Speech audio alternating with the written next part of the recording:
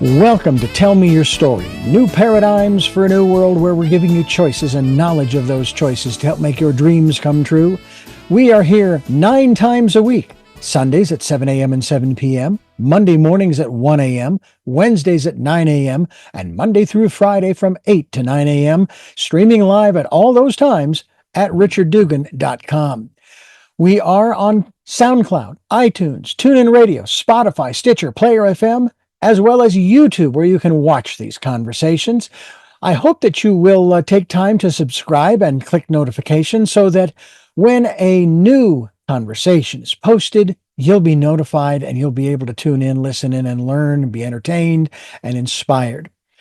A reminder that Choices, which is my book, 5 Steps for Life, it's available on Amazon.com in paperback, hardcover, and Kindle with Audible, soon to be released. We also ask that if you can support the work that we are doing financially, we do have a PayPal account. It is there for your security as well as ours. And when they ask for an email address to whom you're sending, please go to richard@richarddugan.com. That's the email address. If you go to richarddugan.com, there is also a link directly to PayPal so that you can send us whatever support you can. And we thank you to those who have helped and to those who will help. We also ask that you take time during this decade of perfect vision, the 2020s, to go within to that quiet, peaceful, calm, still place and listen to that still, small voice. And with that, we now take you to our very special interview and guest here on Tell Me Your Story. And welcome to Tell Me Your Story, New Paradigms for a New World. I am Reverend Dr. D. Richard Dugan, along with my very special guest and author of a book that has been out for a little bit more than a month. I think it'll be very interesting for you to get a copy of this book called Infinite Paradise, and it is Witnessing the Wild, and that's what we want to talk about with our guest today, and her name is Dianne Beeaff. And Dianne, thank you so much for coming to us, unfortunately, all the way from Tucson, Arizona, just a stone's throw from my hometown of Phoenix. Right. It's a pleasure to be here. Very nice. Thank you for having me. Absolutely. One of the things that I state on a regular basis, this is where we're kind of start with a conversation about Infinite Paradise, is that nature is our greatest teacher. Your thoughts?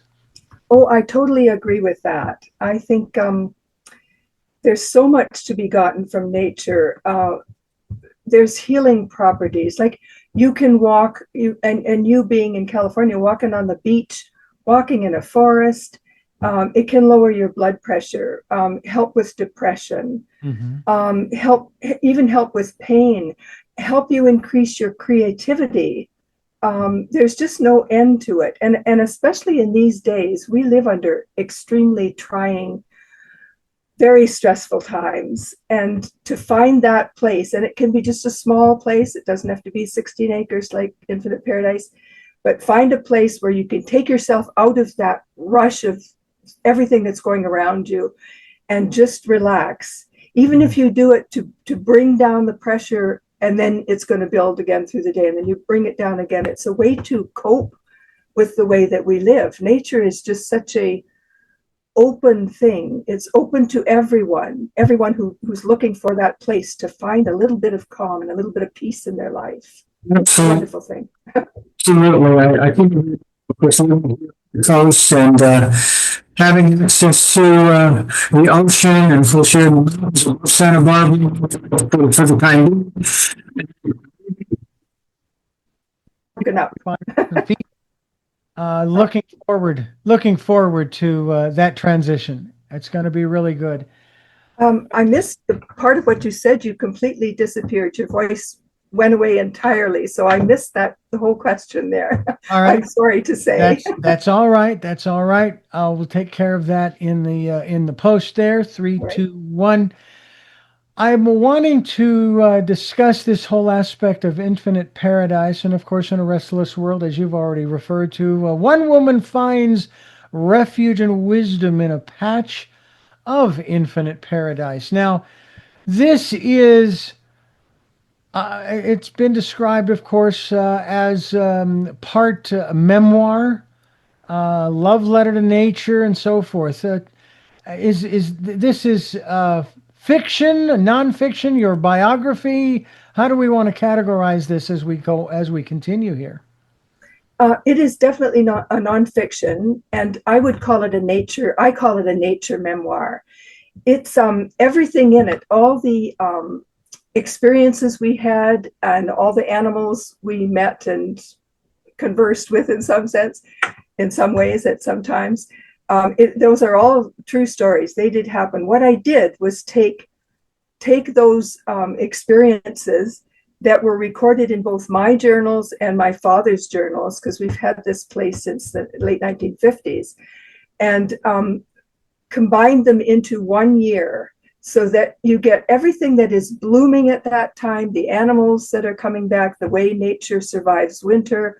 All of that is in this book. I thought it would be an easier way to do it, to have by seasons and then by months, so that you can see the progress of nature. But it is definitely nonfiction, and I would call it a nature memoir. That's what the company is marketing it as anyway. So, so it's got a lot. If people are just interested in nature, there's something there for you. If you like memoirs, it's not the general sort of, I guess, angst-ridden memoirs that are out. That are I don't mean to put them down at all. Right. The ones that do have a wonderful, wonderful toiling story to tell, and how someone survived that. It isn't a memoir like that, but it is nevertheless a memoir. It is part of my life. It's been part of my life for 50, 60 years. So it's definitely a memoir, nonfiction. And you're also an artist. And I've looked Yes. at your website and your drawings, your I don't know what I want to call them, your graphite, is that right? Graphite Yes, drawings? that's the word. Yeah, Oh I my do. heavens, just incredible. I I dabbled in an attempt to do a drawing of my wife, from her face and maybe her neck and shoulders. No. And my niece, Anna, she did a charcoal drawing of her, which I think is very beautiful. It looks a whole lot more like my wife than mine. Yeah, But my wife did appreciate the effort nonetheless. I'm And sure she I took a did. shot, but you've been drawing for how long? I started in art. I did watercolors way back when I was a teenager. I didn't get back into it until, I'm guessing, when I was in my late 30s. And even in Tucson here, for a time, I was involved in several of the local art galleries. I had a show out in Nova Scotia, because we went out there one time. Dan and I, my family, part of my family is from Nova Scotia. So we were out there in the valley where my father grew up, staying in a house very close to his, and the woman had a gallery. So she did a showing for me. And that's Hmm. the only kind of international one I've had. But I've had several galleries through the States and locally here. I haven't been in that too much anymore, because unfortunately, as you get older, your eyes aren't as sharp as they used to be. And I do have a little bit of trouble with my eyes now. So I do small animal portraits now when I can get to it, but none of the big things anymore.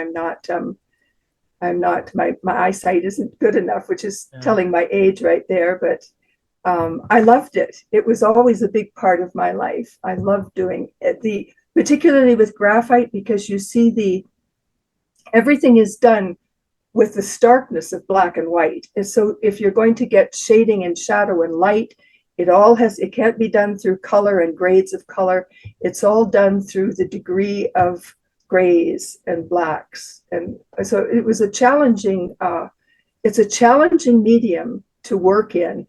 And unfortunately, it's not one that resonates with too many people anymore. People like color, brightness, flashiness, and all that. I mean, that's a very legitimate thing. I love color too, but I have worked mostly in black and white. I do some of my black and white things. I had watercolored things done to them and that, but I miss it. I do miss it. Yeah. Well, I have several drawing books that I have had for years where I went on a retreat back in I want to say probably late 80s, early 90s, north of Phoenix. It was a retreat center run by some Catholic nuns across the street from Black Canyon City. So I Oh, took my drawing pencils and markers and my paper, my pads and so forth, and I would draw, the landscape, the desert and so forth. And again, it's from my perspective, it's rather primitive in that respect. It certainly doesn't look like, anything you might see in a museum per se, but then again, maybe it is. I don't know.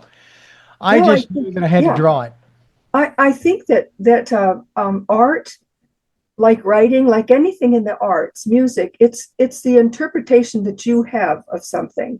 Yeah. So it doesn't matter. I happen to do a lot of what you would call photorealism, which again is not that inventive, if I do say so myself. It isn't. But people interpret things in different ways, and to me, there's no one that can really judge that, because people see things differently through a different lens no matter what you're doing. They hear music that way. They read that way.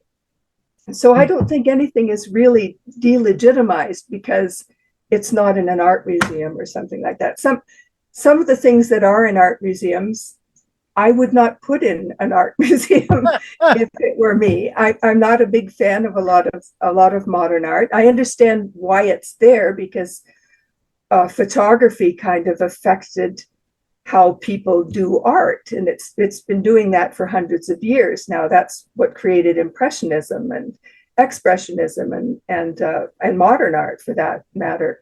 Cubism and everything is mainly, goes back, in my view, goes back to the invention of photography, which took away those wonderful, wonderful Rembrandt portraits and all of that sort of thing. So we don't have that anymore, and I kind of miss that. That's sort of where my art spirit is. It's not in a lot of the. I'm not pulling a lot of stuff from inside of me. With my stuff, I'm trying to represent it from a different perspective, but it's not sort of a fantastical way of looking at things. But I'm of the belief that art, that's what art is. Art is the representation. It's a very subjective thing.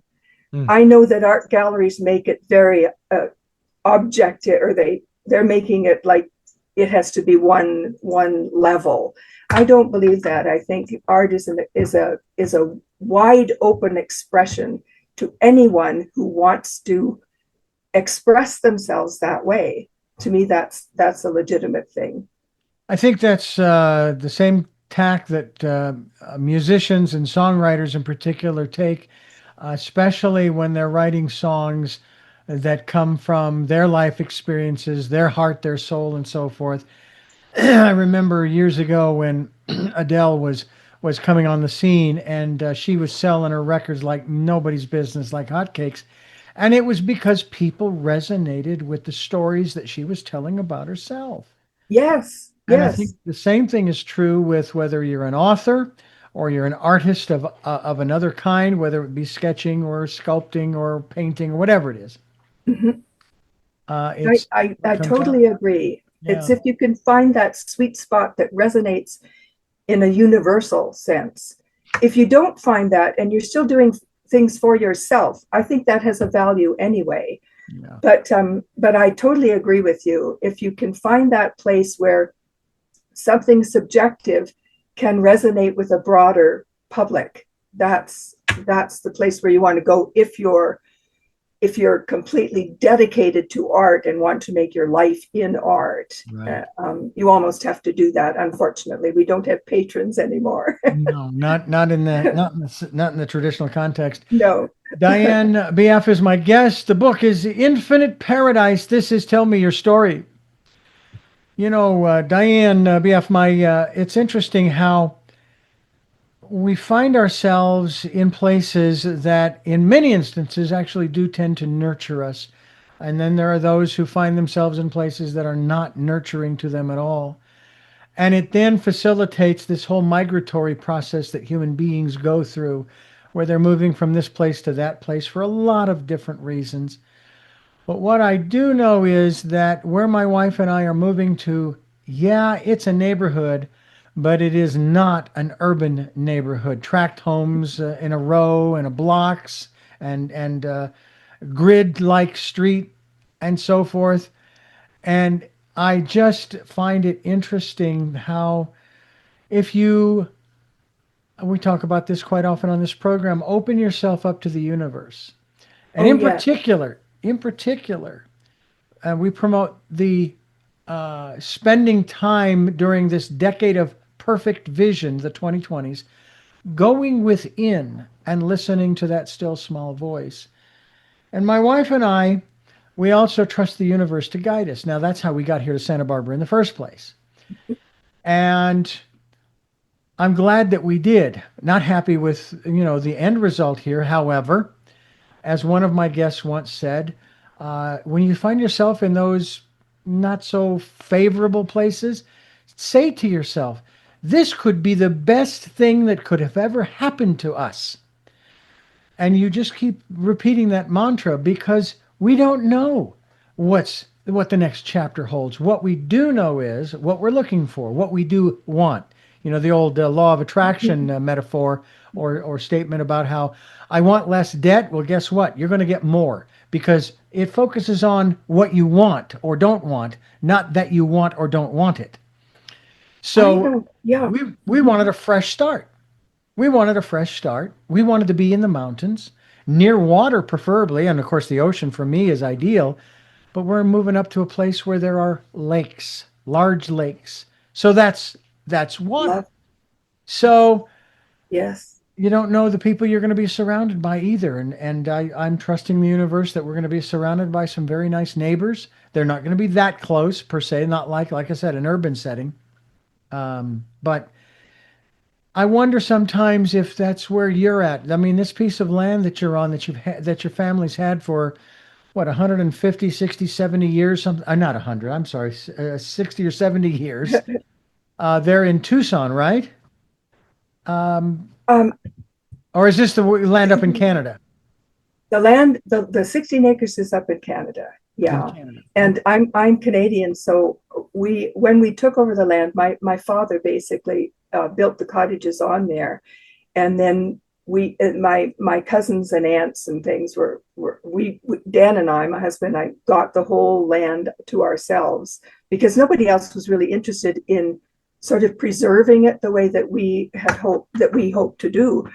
Right. So that is true. So we spend our summers up there, and then the winter, spring, and fall down here.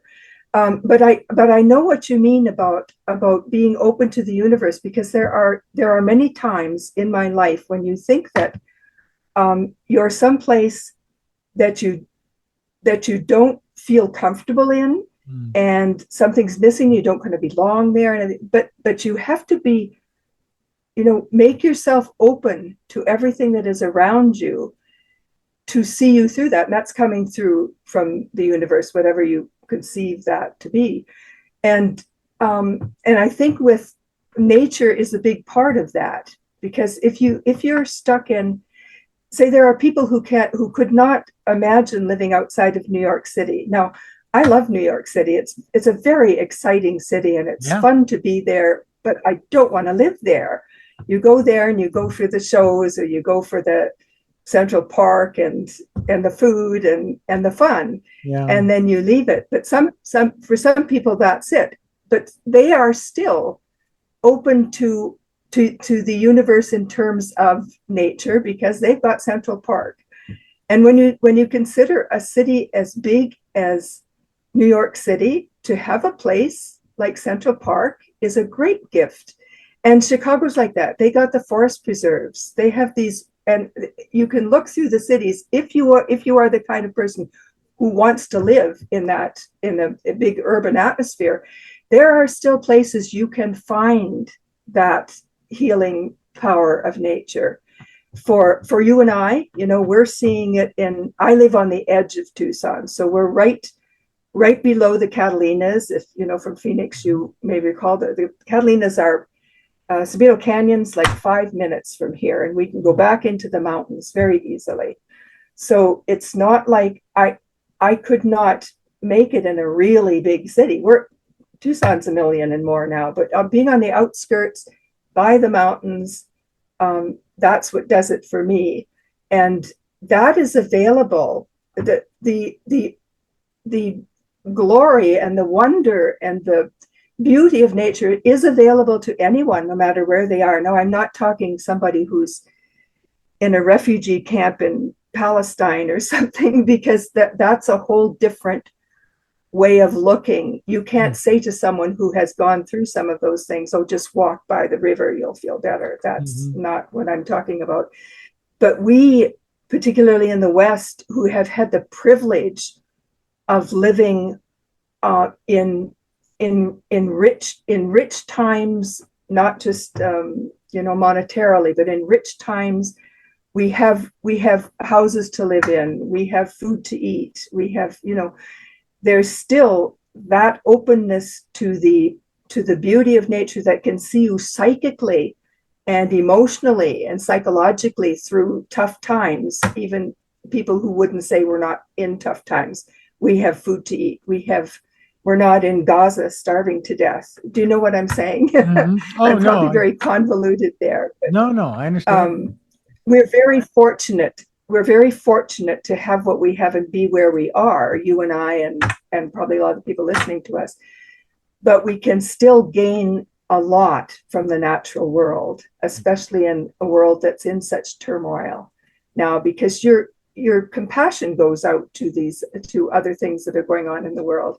Your natural, if you are a compassionate person in any sense, you feel the pain and the turmoil and the trials of life, and that can affect your own psyche. So you need to be open to the universe to find the places where you can find the calmness to get you through some of these things, even if they're not necessarily physical, like no food to eat or no place to sleep. And there are plenty of people in this country that have no place to sleep. But that's how I look at it. Where you are, you find what you can, open yourself to what's around you to make it through your days. And some of us have better days than other people. So I hope that made sense. I kind of rambled there. I'm sorry. No, that's absolutely fine. Infinite Paradise is the title of Dianne Beeaff's book, and we are talking about it. I'm going to give you folks her website here in just a moment. As a matter of fact, I'll give it to you right now. It is DEBEAFF.wordpress.com. So we'll be linked, so you don't have to write that down. You can go to the SoundCloud podcast and click on the link that will take you right to her website, where you can see some incredible drawings and so forth. It's absolutely beautiful. And, this is in a time when the planet and peace of mind feels incredibly at risk. Our guest, Dianne Ebertt Beeaff, offers a gentle but profound antidote. And it's this: slow down, pay attention, and listen to the land. And to that, and I sort of say this to anybody who thinks they own a piece of land. There's a wonderful line in an Irish song that says, "You don't own the land owns you." And if you think about that for any length of time, if you're taking care of it, it does own you. And if you don't take care of it, it will own you. And that's something that I think a lot of people are. I have a deed. I have the legal right to this property. It's mine, mine, mine. No, it's not. You may have it for now. Absolutely. But in 100 years, 500 years, someone else will claim to own it, or no one will have the claim to own it, because everything will be going back to the natural world.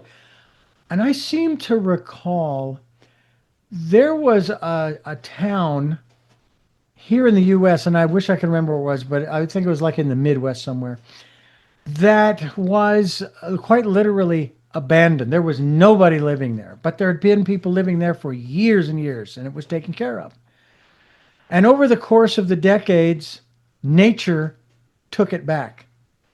The growth just took over. The animals were roaming all over the place, and some of the buildings were still standing, but some of them had fallen under the encroachment of the natural world and the growth, the plants and so forth, because they break through. I mean, you take a look at cracks in the concrete when you're walking in a city and you see these weeds Yes, coming up. yes. Nature has a Mhm. way of reclaiming what it once had.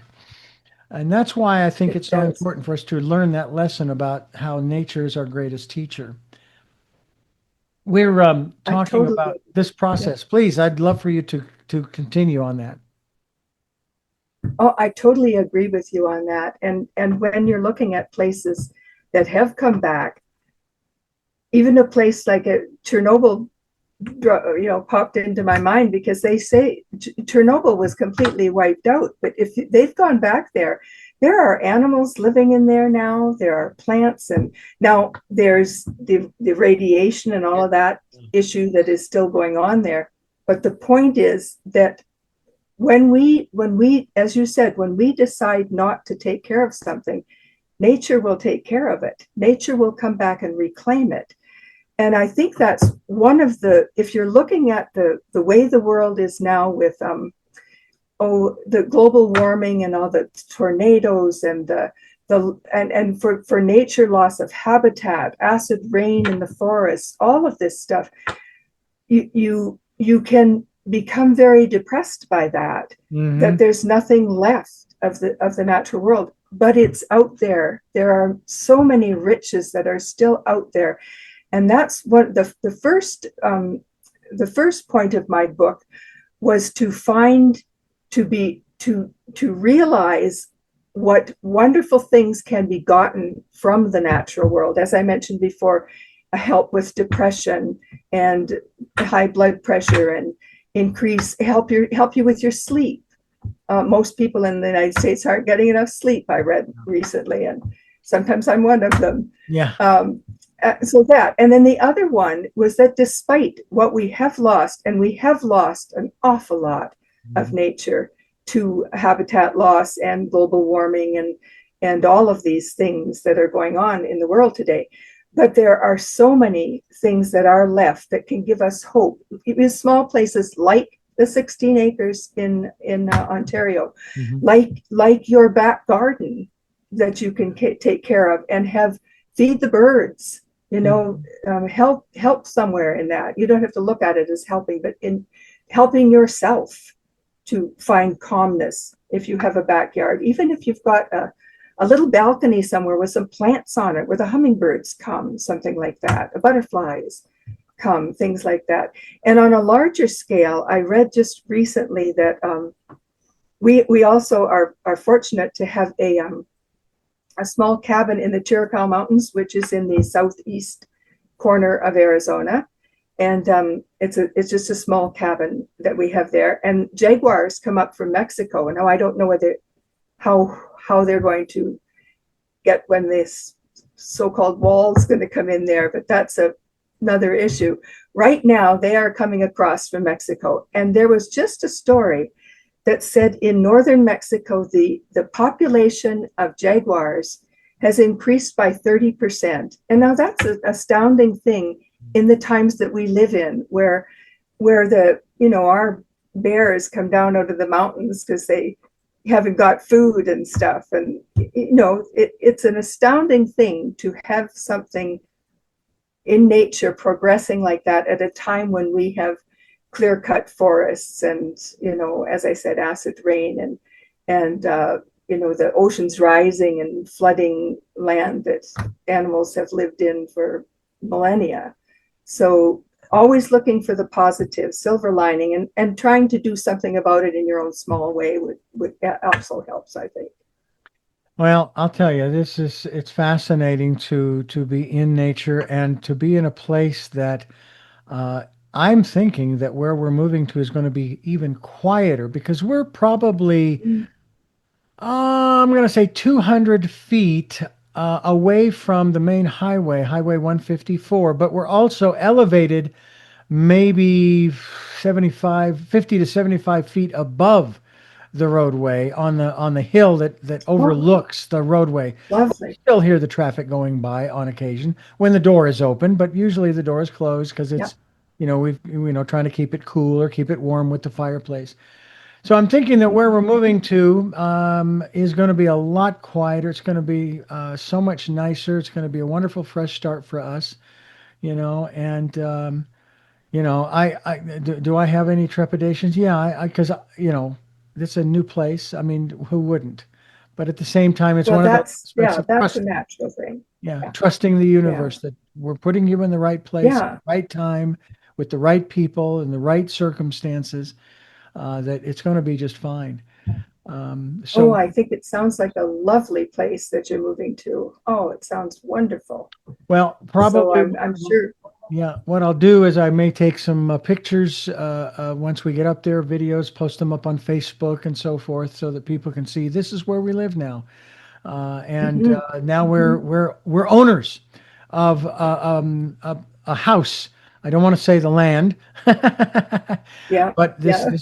this house that is going to keep us warm in the winter and cool in the summer, and just a much nicer environment. And we'll be in the shade of these tall, Mhm. tall pine trees. I'm going to miss the oak trees here, Oh, but these very oh, tall that's pine trees. lovely. Yeah, and hopefully Yeah. the wintertime snow. We are actually people keep warning us, and I said, what are you warning us for? We love the snow. I'm from Phoenix. I've had my share of the heat. Okay. So anyway, it's going to be Yeah. great. Dianne Beeaff is my guest. Infinite Paradise is the book, and you're listening to Tell Me Your Story. This program is designed with you folks in mind in terms of giving you choices and knowledge of those choices to help make your dreams come true. And I think a great choice would be to get a copy of Infinite Paradise. Dianne, talk to us a little bit about some of the, shall we say, the messages that you want to impart to people through this particular manuscript. Are there any? Well, I think. Oh, sorry. I'm Go ahead. sorry. I just was. Cut you off there. Are there any particular things that you want to make sure that people know, not just about you, but in terms of how you've lived your life and how you've connected with others as well as with nature and so forth? Well, I think that this book is sort of the culmination. I have always been a person who um, I'm sort of the stereotypical writer because I'm basically an introverted person. I am not I'm not very gregarious. I don't. Dan and I we have two wonderful children. One is in Oslo, Norway now, and the other one is in here in Tucson. But we all are very quiet. Um, not very quiet people. That's the way we like to live. And this book particularly is sort of the culmination of that. I mean, I can, and some people can't even conceive of doing this, but at the cottage there are various places that we have named. There's Black Bass Bend, sitting area where my dad caught black bass one time, like 50 years ago or whatever. So that's its name. There's Caster's Landing because there's a beaver lodge just up from that one. So we can sit somewhere for hours, and a lot of people can't do that. But that is the way I like to live my life now. I did some very exciting things in the past and all that. Where I am now, but it's not just that. It's not just for older people who have lived their lives. It's for everyone. Mm-hmm. That calmness. That is the main. I don't want to call it a lesson, but the thing I would like to get people to get from this book is that is available for everyone. The calmness of nature, the healing power of nature, is available for everyone who is open to accepting it, no matter where they are. The fact that I'm writing about a place that I, lived with for many decades, it's sort of like giving you little vignettes into what you can look for. If you're watching, there's a part in the book where I'm watching the rabbits and the squirrels just playing together below a bird feeder or something like that. That's available for you. I'm sure there's a squirrel down in your little park nearby you. The calmness that comes with watching and observing nature and being there to listen to the birds sing, anything like that is just an astounding thing. And that's the main thing that I wanted people to get out of this book, that is available to everyone. And we need it in these times. We need those places that we can find, just be with ourselves, be with nature, calm down, so that it's a very hectic world out there. So just find that place where you can, find your peace, your inner peace. And the second thing is that everything isn't lost. Again, if you're open to it, it's out there. Mm-hmm. It's out there in your backyard where you maybe have a hummingbird nest hanging in a willow tree or something. Observe that. It's a wonderful thing. If you've ever watched a hummingbird feeding its babies, we happen to be lucky to have one in our backyard now. But those are the two main points of this book that I would like people to get out of it. That this is available for you if you open yourself to the universe and accept what comes in. Yeah. I've heard some fascinating stories about encounters, humans with animals, big and small, and it's quite extraordinary.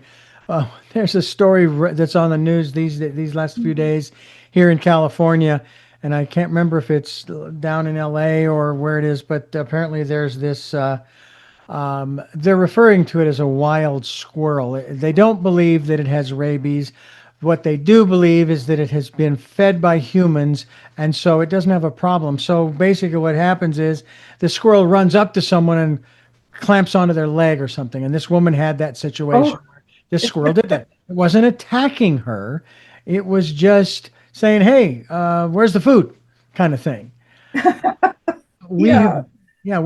That's a perfect example. Yeah. Well, we have had a bear up here on the property. I love telling the story.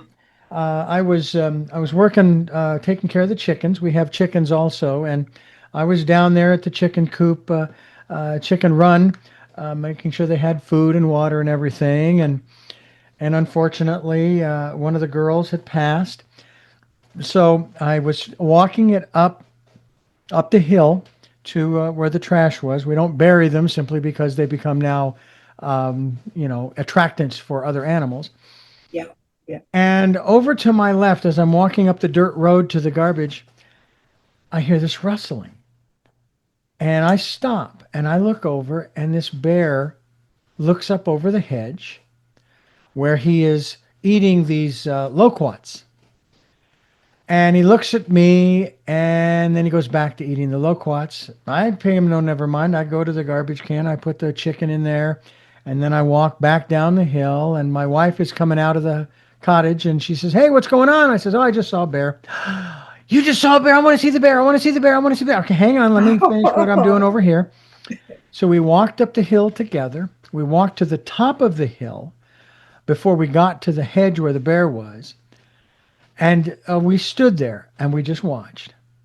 And the bear stood up, looked over the hedge, and then in the only thing I can describe as a fit of irritation, turned around, walked across the dirt road that we were standing on, out to the paved road, and walked down the road.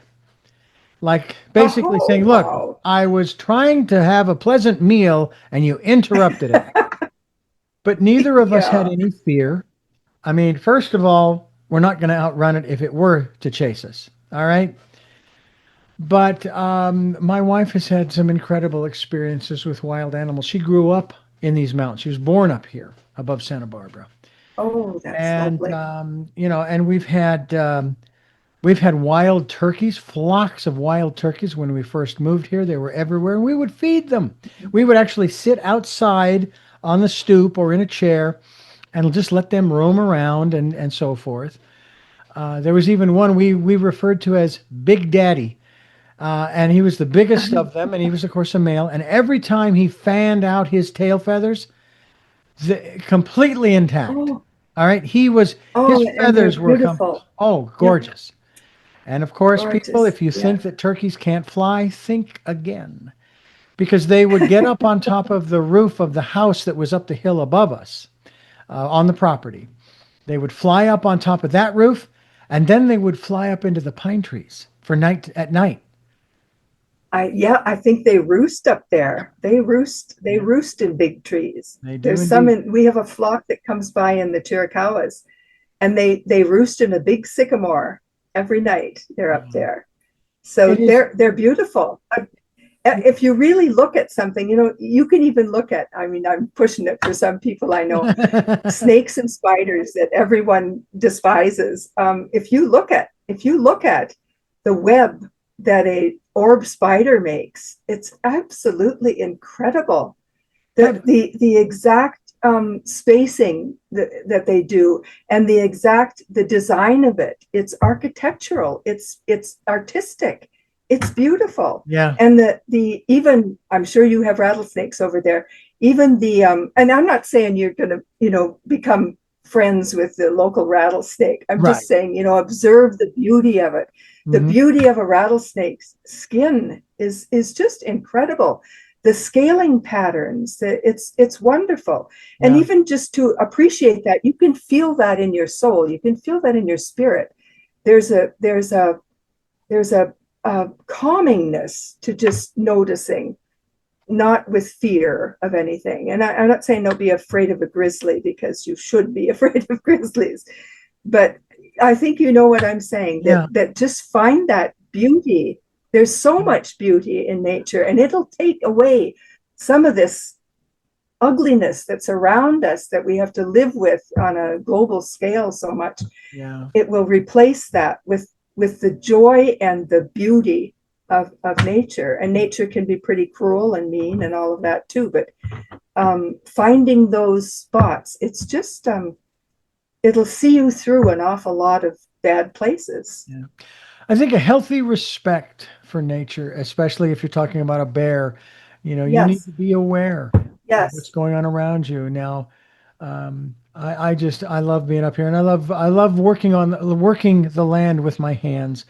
I took an aptitude test at the age of 19 back in Phoenix when I was trying to figure out which direction I was going to go, and the aptitude test came out that said I should be a farmer. Well, Oh, I would wow. say living up here, there's a certain element of that. We did have a couple of garden boxes and we grew some things and it was really nice. And my wife loves having a greenhouse, which we're leaving the one that we have behind. And I said, look, we'll buy another one when we get where we're going because this thing is just too big to try to haul away. Yeah. Move. And then, of course, there's also that energy, 20 years of energy here, and we need to kind of let that go and create a new place and space and all of that good stuff. We are talking Mhm. with Dianne Beeaff, and we're talking about a lot of different things regarding nature, but also regarding her book, Infinite Paradise, here on the program that gives you new paradigms for a new world, choices and knowledge of those choices to help make your dreams come true. This is Tell Me Your Story. I am Reverend Dr. D. Richard Dugan, and this is fascinating to me. I love these conversations that we have talking about this thing, and sometimes it's hard to and not to get emotional and so forth. And at the same time, I think about too the aspect of one's health. I mean, you said at the beginning of the program how important getting out in nature is to one's health. And I have been, since we moved here, and maybe it's only because I'm getting older. I'm 65 now. And I'm dealing with a couple of issues, and I have no problem sharing with our audience that I've been dealing with high blood pressure for probably 10 years. But for the most part, it's under control. I mean, it's in the normal range. Might be high, but it's still in that statistical normal range. Blood sugar, that's a That's good. whole another thing. And now I'm finding out that there's other things that might be a factor in that regard. But it's frustrating because I'm feeling good.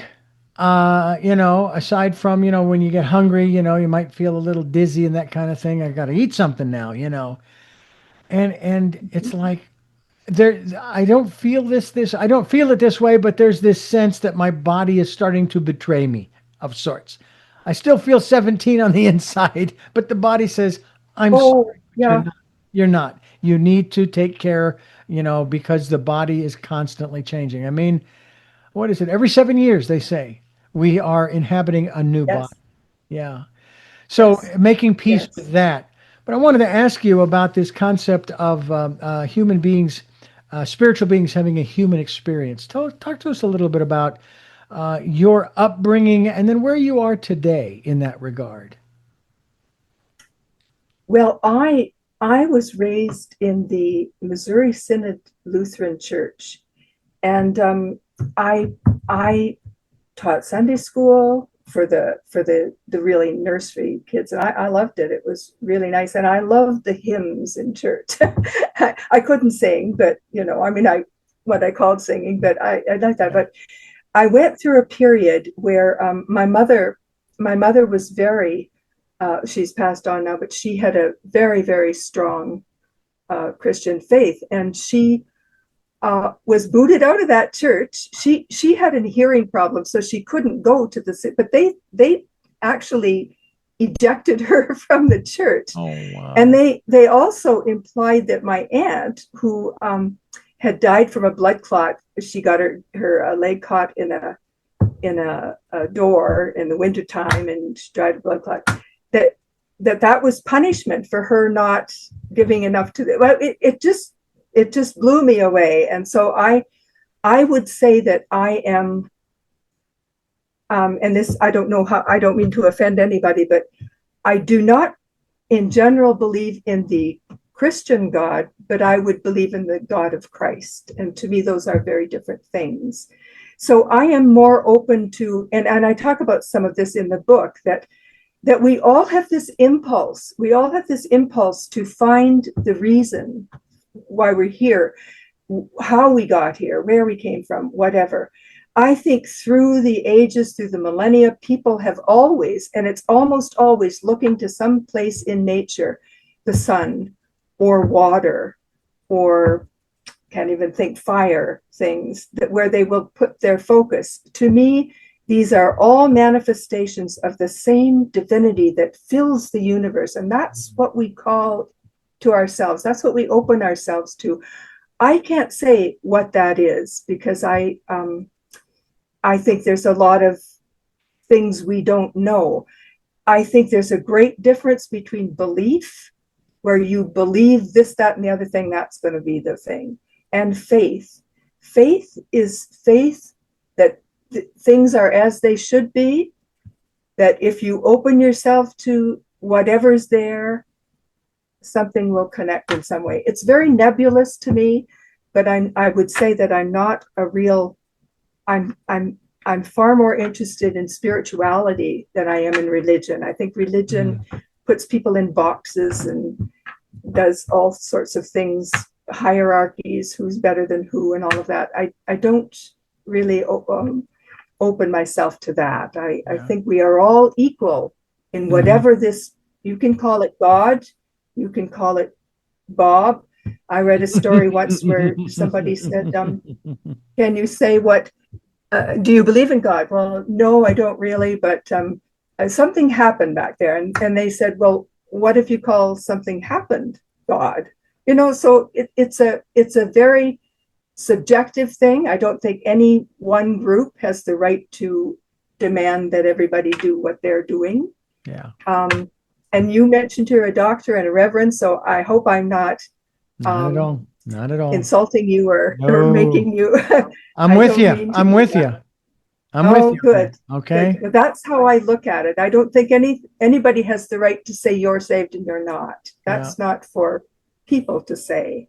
Well, I had, you could refer to it as seminary that I went to. I worked for 15 years in the 80s and early 90s for a Christian radio station during the height of televangelism. And I was curious then, Oh, and I was asking questions, and none of the answers I was getting made any sense. It yeah. took me 5 years working there. It took me 5 out of those 15 years to release myself from the concept of hell and the devil. And of course, part of my study was in the Torah in Judaism and its definition thereof, and that there is no entity called the devil. That, as the Jewish tradition teaches, it's the lowest base nature of man. That's the way it's described. Yes. And then, Yes. there were many other things as well, but I consider myself a metaphysician.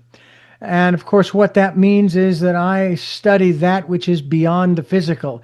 And with only a few exceptions, Jesus, if you were to have a red letter edition, he spoke about that which was beyond the physical most of the time. Seek ye first the kingdom of I God, absolutely and the agree. kingdom of God Yes. is within you, and so on and so on and so on.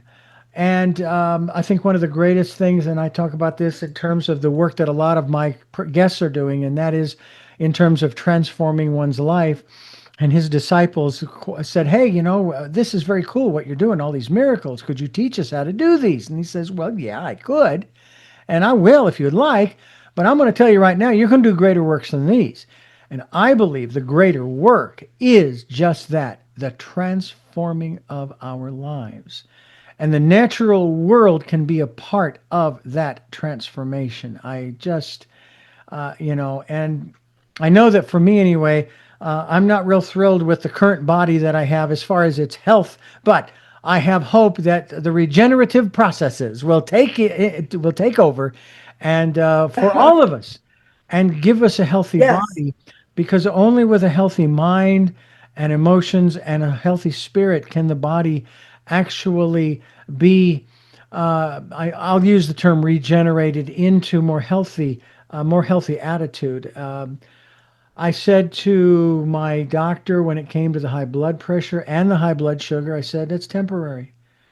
Now, it's either temporary because it will only be as long as I inhabit this body, or it Hmm. will be temporary because my plan is to live to be 100, and and and that this temporary aspect I'm hoping will transition into a much healthier pancreas and all of that stuff, maybe in the next year or two, that kind of thing, as the cells change and regenerate and so forth. And I think that by going into nature, like you've talked about, with what our transition is all about, I think that that's what's going to happen. And I'm excited about that prospect. I would love to go Yeah. back to the way it was I'm 15 hoping years ago. everything works that way. Yep. Yep. For you. Yeah. Yeah. We're talking with Dianne Beeaff, and we're talking about the book that's available.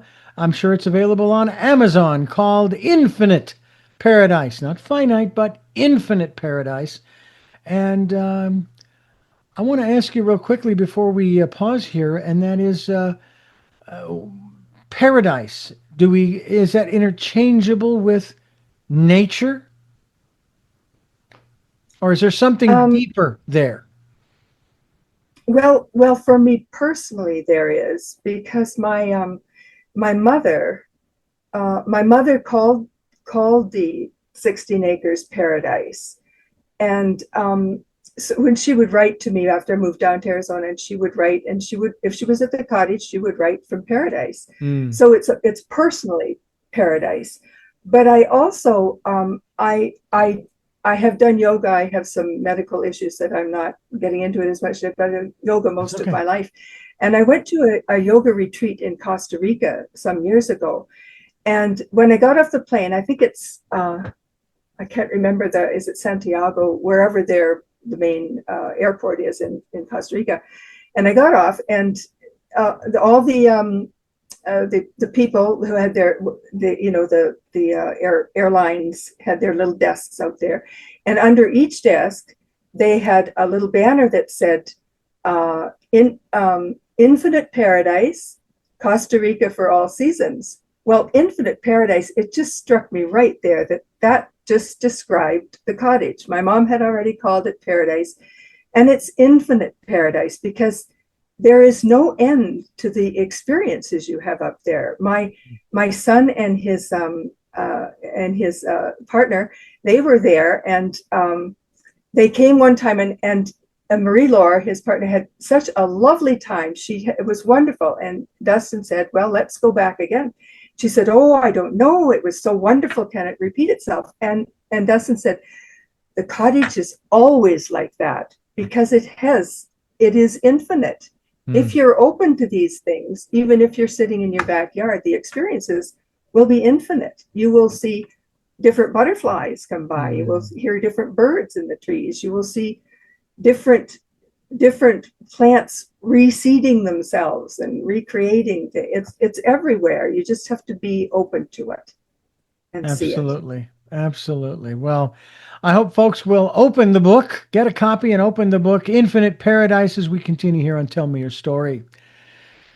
Dianne Beeaff, I want to thank you so much for being a part of the work we're doing here to try to change the world a little at a time. It's something that I've been doing now since 2007 with this iteration of conversations. I've been interviewing since 1980, and it's been extraordinary to see that the more things change, they stay the same when it comes to this whole aspect of what is really important to us as human beings. And when I use that term, really important, I don't mean that what we think is, but what is important in order for us to sustain the kind of life that we really truly desire deep down inside.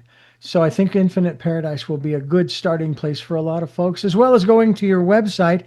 And I'm going to give that website again, folks, so that you can get there and you can find out more. It's DEBEAFF.wordpress.com. Also, go to Amazon.com to get a copy. Is the book available in Audible yet? Not in Audible yet, but I'm hoping to get that. I'm hoping they will get that out in not too long. Excellent. But it's in bookstores. It may not be on the shelves, but can be ordered in bookstores. Right. And distribution is by Simon and Schuster, so it's available anywhere you might want to find it. That's except terrific. Audible at the moment. Right. Well, we'll have to talk because I produce Audibles. And do you? I do. Oh. And it's Wow. a Well, lot that's of good to fun. know. It's a lot of fun, I got to tell you. Well, first of all, I want to So, thank you good. again for being a part of what we're doing here, but I want to let you know too that we have 3 final questions that we ask all of our guests at the end of the program. Alrighty. I will ask you those questions in just a moment. First, I want to thank you for tuning in and listening and watching Tell Me Your Story, New Paradigms for a New World, giving you choices and knowledge of those choices to help make your dreams come true. We are here on Sundays at 7 a.m. and 7 p.m., Monday mornings at 1 a.m., Wednesdays at 9 a.m., and Monday through Friday from 8 to 9 a.m. Speaking of nines, that's 9 programs, 9 different guests, 9 wonderful opportunities to learn more about who you are through the conversations that I and my guests have. We are on SoundCloud, iTunes, TuneIn Radio, Spotify, Stitcher, Player FM, Blueberry, iHeartRadio, Amazon Music. We're also on YouTube where you can watch these conversations, and we hope you'll subscribe as well as click notification. We also hope that you'll go to Amazon and get a copy of my book, Choices, 5 Steps for Life. In it, by the way, you will see some of my drawings that I have put into the book, and it's... I don't know that I'd even call it a memoir, but I do tell stories about my life and some of the lessons that I've learned that apply to the 5 steps for life. We have it in a hardcover, paperback, and Kindle, as well as Audible coming soon. And then we also ask if you can leave us a tip. Our tip jar is called PayPal. So if you can leave us a tip, go to the main homepage of richarddugan.com where there is a link to amazon.com and to PayPal where you can give what you can. We'll take energetic support as well. And then, of course, I'll remind you one more time, take some time. If you can get out in nature, so much the better. To that quiet, peaceful, calm, still place that you do know no one else can get to but you. And listen to that still, small voice. With all that being said, we go to our final three questions for our guest. The first of which is, who is Dianne Beeaff? Oh boy. I was quite ready for that one. I'm a writer who just relishes life and living. Love my children, my husband. That's who I am. I see myself as a writer, but I am also part of nature, part of the world, and my family. But I consider myself a writer. First off, they're not ahead of my children or my husband, but that's my self-identity, is being a writer. What gets you up in the morning?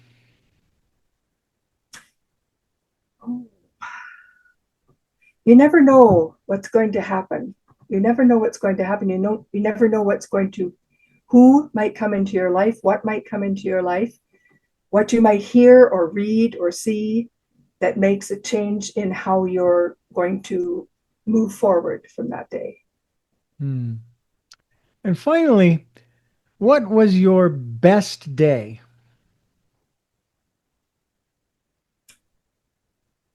Oh my goodness. I've had so many wonderful days. I would have to say, and this will sound really weird, but the day I was born, because I wouldn't have had any of the others. So that's what I would say. Yeah, because there's so many out there, I couldn't pick one. So had that not happened, I wouldn't have had any others. All right, wonderful. Well, again, thank you so much for being a part of the work we're doing here. And we thank you for listening to and watching Tell Me Your Story. And until our next broadcast, podcast, videocast, love Talal. Jeanette, I'm still listening. Dad, continue to be happy because I am. Smokey, I will see you on the other side. Mike, thanks for being in my life and me being in yours. And to my dear friend Zorro, aho, aho.